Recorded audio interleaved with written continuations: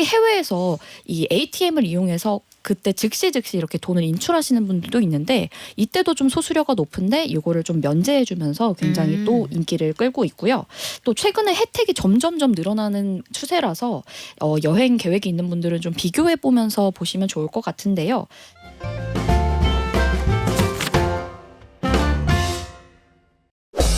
트렌드를 통해 돈의 이면까지 들여다보는 맨손경제, 국민일보 이광수, 머니투데이 조환송 기자 오셨습니다. 안녕하세요. 안녕하세요. 아, 장이 어렵네요 오늘. 네. 두 분은 어떻게 괜찮습니까 수익률? 저 이제 마인드 컨트롤에 나섰습니다. 아 그래요. 지금 두 분 멘탈 관리하고 안색이 어둡고 다크서클이 있는 거 봐서는 저랑 같은 마음인 것 같은데, 자 우리 멘탈 꽉 붙들고 요거부터 한번 알아볼까요? 지난해에 우리나라 임금 근로자 연봉 총액이 처음으로 5천만 원을 넘었어요. 네, 한국경영자 총협회가 이제 발표한 자료를 보면요, 지난해 초과 급여를 포함한 상용 근로자의 연간 임금 총액이 5,053만 원으로 사상 처음으로 5천만 원을 돌파한 것으로 이제 집계가 됐습니다. 여기서 상용 근로자는 고용 계약이 이제 기간이 정해져 있지 않거나 1년 이상인 임금 근로자를 의미를 합니다. 여기서 이제 초과 급여를 제외한 임금 총액은 4,781만 원으로 이제 집계가 됐습니다.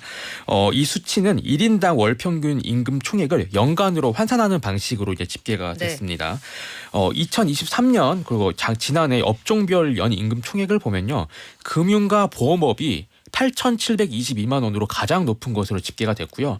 숙박과 음식업점이 3,029만 원으로 가장 낮은 것으로 이제 집계가 돼서 이 두 업종 간 격차는 5,600만 원에 이르는 것으로 이제 집계가 됐습니다.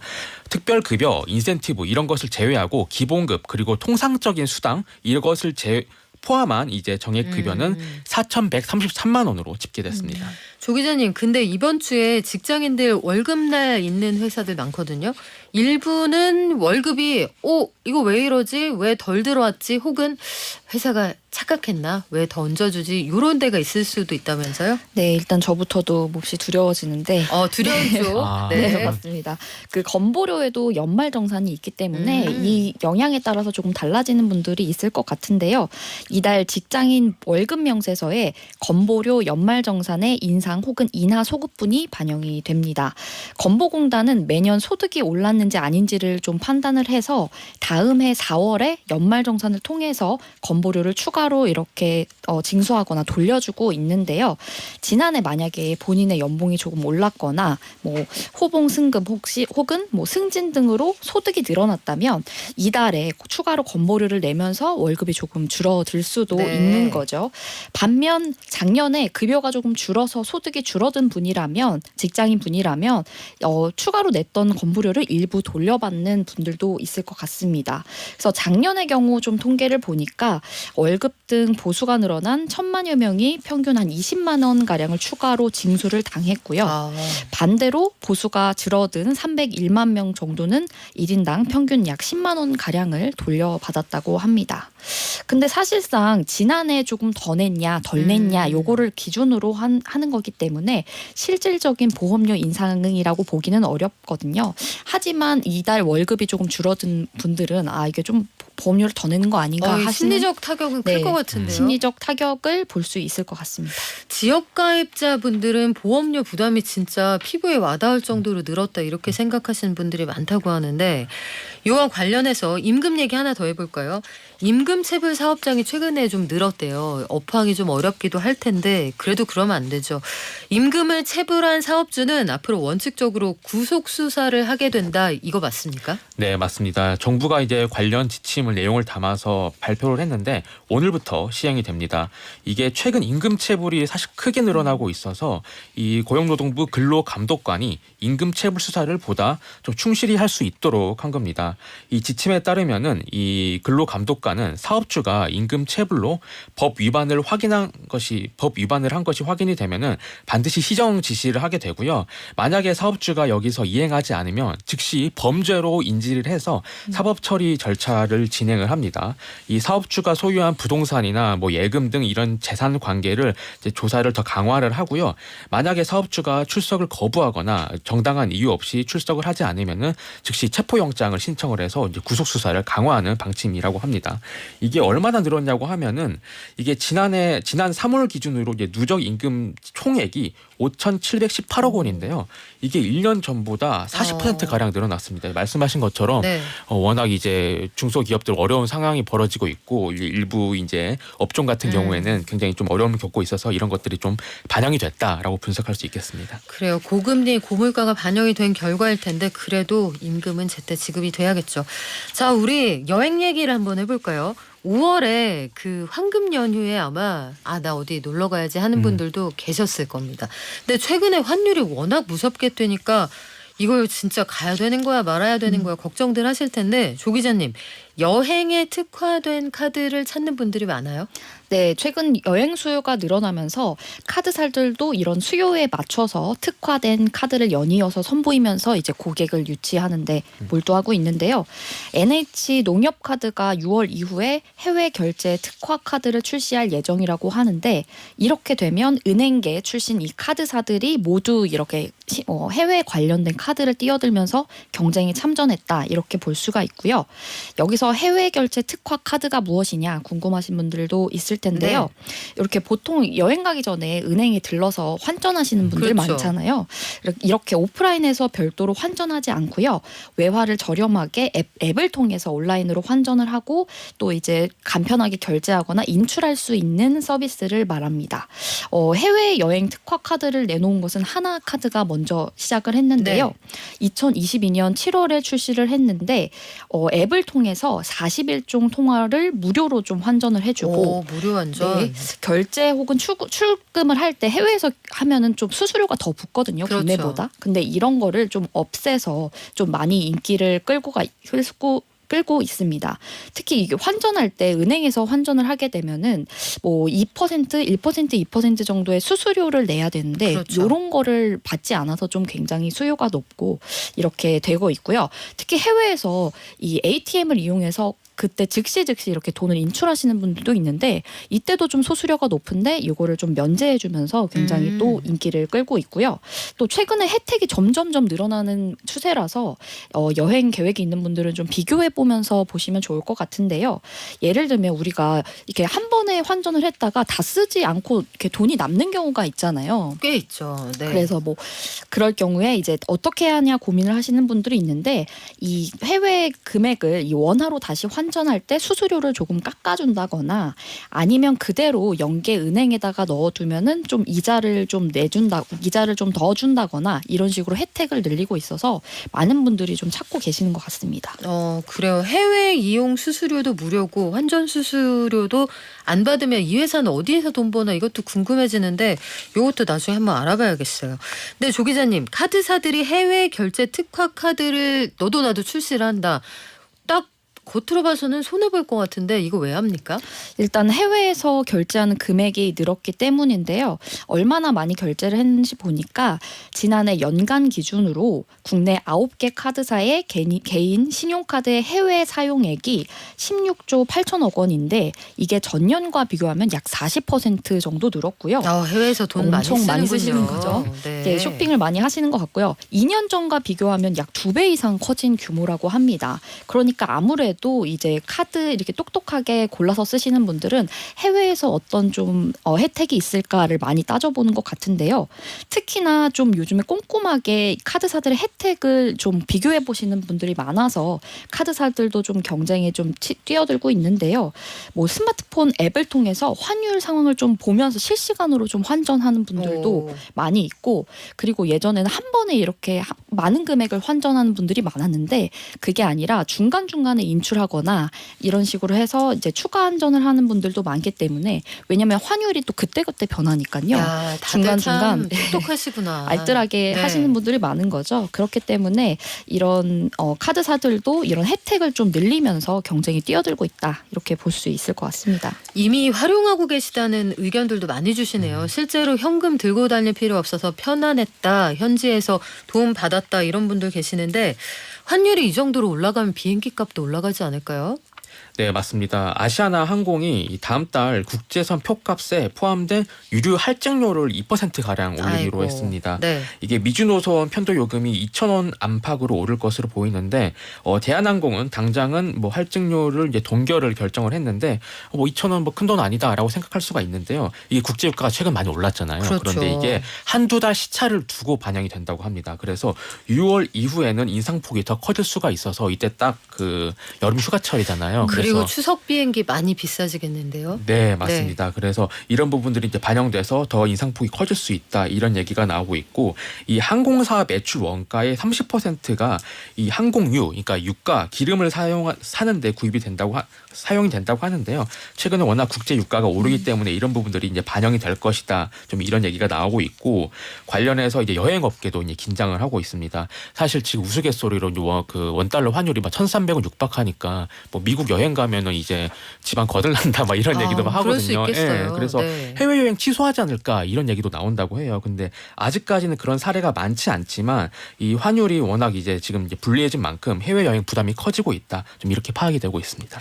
자, 우리 일본으로 여행 다녀오시거나 계획 세우신 분들 많다고 들었는데 일본 국민들이 좀 달라졌다. 투자 성향이 바뀌었다고 하더라고요. 원래는 일본 사람들은 저금합니다. 이게 공식이었잖아요. 네. 최근에는 대거 투자에 나서고 있다. 이 열풍의 중심에 니사라는 게 있다고요? 네, 이 니사가 증권 계좌 중에 하나의 일종입니다. 근데 이 계좌를 통해서 주식이나 채권, 펀드 등을 통해서 이익이 나면은 세금을 떼어가지 않는 이런 세제 혜택을 주는 이런 계좌입니다. 우리나라 ISA가 여기 니사에서 따와서 만든 거죠? 네, 맞습니다. 이 일본 개인 투자자들의 저축과 투자를 유도하는 겁니다. 이게 일본 개인들의 은퇴 이후의 삶을 위한 상품인데 사실 은퇴 이후에 이제 개인들이 가난해서 좀 이렇게 뭔가 내수도 부진하고 이러면은 사실 국가 차원에서도 부담이잖아요. 복지 재정이죠. 네, 맞습니다. 그래서 알아서 잘 이렇게 노후 대비를 할 수 있도록 하는 그런 제도인데 이 기시다 후미오 일본 그 정부가 이제 국민의 노후를 자산을 이제 2배로 늘리는 것을 목표로 자산소득 배증 계획을 추진하고 있습니다. 네. 이를 위해서 니사를 1월에는 파격적으로 바꿔서 신니사라고 이 이름을 붙여가지고 도입을 대대적으로 했는데요. 개편했다. 네, 맞습니다. 그 비과세 기간이 기존이 5년이었거든요. 네. 그런데 이거를 평생으로 연장했습니다. 평생 동안 비과세를 하겠다. 요걸 통해서 투자하면 세금 네. 안 받는다. 평생 니사를 통해서 투자를 하면은 세금 안 떼어가겠다 야. 이런 입장을 이제 이런 제도 개선을 했고요. 연간 납입 한도액도 120만 엔이었는데 최근 360만 엔으로 늘렸고요. 누적 한도도 600만 엔에서 1,800만 엔. 그러니까 우리나라 돈으로 단순히 계산하면 1억 8천만 원까지 이제 누적으로 한도를 이제 입금할 수 있다, 투자할 수 있다 이런 얘기가 있고 이렇게 이제 결정이 됐고요. 또 적립식 그리고 성장 투자용 이런 식으로 하나를 꼭 선택해야지만 해서 상품 매력도가 좀 떨어졌다 뭐 이런 얘기가 있었는데 이번에는 이제 적립할 수도 있고 성장 투자용도 할 수 있고 각자의 상품 유형을 모두 다 투자할 수 있어서 혜택을 최대로 끌어올릴 수 있다. 좀 이런 얘기가 나오고 있습니다. 배당 수익률하고 예금 이자를 비교해 보면 뭐 당연히 주식으로 들어가셔야 되는데 일본 그 투자자들은 일본 주식에 투자하는 사람들이 실제로 많이 늘어나고 있다 이런 통계가 있나 봐요. 네, 최근에는 일본이 1990년대 뭐 그 거품 붕괴 트라우마에서 좀 벗어나서 이 안전자산보다는 조금 자산을 증식할 수 있는 재테크에 관심을 많이 가지고 있다 이런 얘기가 있는데요. 실제 뭐 일본의 서점을 가보면 30, 40대 분들이 니사와 관련된 제도를 활용해서 이렇게 노후 준비할 수 있는 책을 뭐 많이들 찾는다고 하고 일본에도 경제 유튜버들이 있는데 이분들도 최근에 이 니사를 소개하는 사례가 많다고 합니다. 그래서 계좌가 얼마나 많이 네. 늘어났냐 이 데이터도 있는데요. 니사의 계좌 개설 건수는 지난해 한 달 평균이 한 18만 건이었는데 올해 들어서 한 달 평균으로 53만 건이니까 뭐 지난해와 비교하면 약 2.9배 가량 증가했고 한 달에 53만 개씩 늘어난다고요? 그렇죠. 그래서 올해가 지금 4월 말인데 벌써 200만 명이 가입자가 더 늘었다고 하는데요. 우리나라랑 비교하면 좀 되게 비교가 많이 되는데 우리나라 ISA 가입자는 출시 8년 만인 지난달에야 누적 기준 500만 명이 넘어섰거든요. 그러니까 일본이 굉장히 많이 빠르게 발달한 걸로 볼 수가 있고요. 그 중심에 보니까 사실 니케이 지수가 굉장히 많이 많이 올랐거든요. 그렇죠. 지난 3월에 이 1989년 버블 경제 시절 기록했던 전고점을 넘어서 4만을 넘었을 정도니까 굉장히 또 관심을 많이 가지는 것 같고요. 그래서 아무래도 그 최근에 일본을 방문한 그 세계 최대 자산운용사인 블랙록의 이 레리 핑크 회장도 일본 한 인터뷰에서 일본 경제가 이제 본격적인 선순환에 들어섰고 뭐 일본 증시는 여전히 뭐 상승 여지가 있다. 뭐 이렇게도 밝히면서 일본에 있는 많은 투자자분들이 더 관심을 많이 가지시는 것 같습니다. 한국 증시도 괜찮은데 우리한테도 좋은 말 좀 해주지. 딱 일본까지만 갔다가 집에 가고. 자, 이 기자님, 우리나라에도 개인 종합 자산관리 계좌 ISA라는 게 있잖아요. 네. 전 국민 노후 연금이다 이렇게들 얘기를 하고 마케팅을 했던 그 일종의 정책 상품인데 우리도 이거 잘해보자는 분위기 아니에요? 네, 맞습니다. 우리도 ISA에서 이제 비과세 혜택을 줍니다. 이게 최소 가입 기간, 최소 비과세를 받을 최소 이제 세제 혜택을 받기 위한 그 기간이 3년입니다. 그래서 가입한 지 3년이 지나면은 여기서 발생한 수익의 200만 원까지는 비과세입니다. 이 납입 금액에 대해서 세제 혜택을 주는 일본 니사와는 달리 우리는 수익의 기준으로 한 건데요. 이 200만 원을 초과하는 그런 배당소득세 등에서도 기존 15.4% 세금을 부과하는 게 아니라 9.9%의 좀 저율의 분리과세가 적용되기 때문에 혜택이 그래도 있다라고 분석할 수가 있고 IS 납입 한도는 현재 연 2천만 원씩 최대 총 1억 원입니다. 그런데 올해 들어서 정부가 이 ISA 혜택을 강화하겠다라고 네. 이제 밝혔습니다. 이 정부 ISA의 납입 한도가 현재 연 2천만 원인데 4천만 원까지 늘리겠다. 2배로 늘리겠다. 그러면은 총 납입 한도는 1억 원에서 2억 원이 되는 거고요. 이 비과세 한도도 연 200에서 연 500까지 늘리겠다. 이 서민영이라고 따로 기준이 있는데 이거는 1,000만 원까지 늘리겠다라고 이렇게 확대하고 밝혔는데 이 여당은 지금 당연히 이제 정부의 정책에서 이제 같이 이제 가면서 이걸 추진하고 있는데 야당도 마찬가지입니다. 이 ISA 공약, ISA의 세제 혜택을 주는 거에 대해서는 여야의 이견이 없기 때문에 아무래도 이 ISA의 그 혜택은 더 높아질 것이다. 좀 이런 얘기가 나오고 있습니다. 네, 요거 안에서 투자를 하시면 제일 좋은 점이 비과세도 있지만 손익을 통산한다는 게 가장 큰 장점입니다. 개인적으로 투자했을 때 내가 삼성에서 100만 원 벌고 하이닉스로 50만 원 잃었다. 이거 통산해서 세금 매기지 않거든요. 거래세 각각 들어가게 되는데 이 안에서는 그럼 너 50만 원 벌었구나 이렇게 계산을 해준다는 게 가장 큰 장점이에요. 자, 우리 마지막 그 아이템은 미니 보험이라는 게 속속 출시되고 있다. 이게 젊은 세대를 겨냥하고 있다는데 미니 보험이 뭐죠? 네, 명확한 정의는 없지만 통상 보험료가 좀 상대적으로 저렴하고 보장 기간이 1년에서 5년으로 짧은 보장 보험도 담보도 단순한 걸 말하는데요. 보험사들이 최근 몇 년간 이 보험에 친숙하지 않은 젊은 세대의 진입 장벽을 낮추기 위해서 다양한 미니 보험을 개발해서 선보이고 있는데요. 몇 가지만 좀 소개를 해드리면은 네. 최근에 펫보험의 경우에 그러니까 이 애완동물용 보험이 있는데 반려동물과 산책할 때만 보험을 적용받을 수 있는 보험이 또 있다고 해요. 그래서 기본 보험료가 한 2,000원 정도가 가량이 되는데 1회당 그러니까 산책을 나갈 때 1회당 뭐 38원씩 차감돼서 총 52회 이렇게 산책할 때 보험을 적용받을 수 귀엽네요. 있는 뭐 네. 이런 보험도 있고요. 다양한 스포츠에도 뭐 보험을 받을 수도 있는데 뭐 낚시 보험도 있어서 보험료가 하루에 뭐 790원 가량 이렇게 되기도 하고요. 또 여행 가는 분들이 좀 받을 수 있는 게 비행기가 가끔 이렇게 지연되는 경우가 연착될 때 있잖아요. 있죠. 연착될 때 있죠. 네. 이런 비행기 지연만 보상해주는 여행자 보험도 있는데 뭐 일주일 여행에 약 470원 가량이라고 하고요.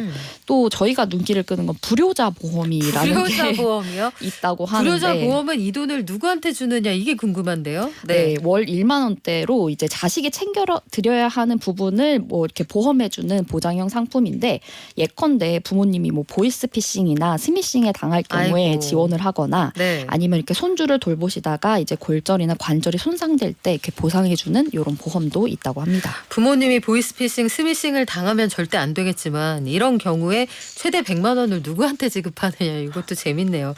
자, 조 기자님. 근데 필요한 보장을 골라서 가입할 수 있다. 근데 소비자 입장에서는 나쁠 게 없어 보이거든요. 필요한 것만 딱 단기간에 하고 소위 치고 빠지는 보험이다. 근데 보험사들은 이렇게 하면 뭐가 좋죠? 네, 사실 뭐 보험사 입장에서는 보험료 납부 기간이 좀 긴 장기 보험 가입자를 늘리는 게 좀 많이 도움이 되거든요. 네. 그럼에도 불구하고 출시하는 것은 이렇게 젊은 세대들이 저렴하게 보험의 효익을 느끼고 보험을 이용할 수 있는 이런 기회를 제공하기 위함인데요.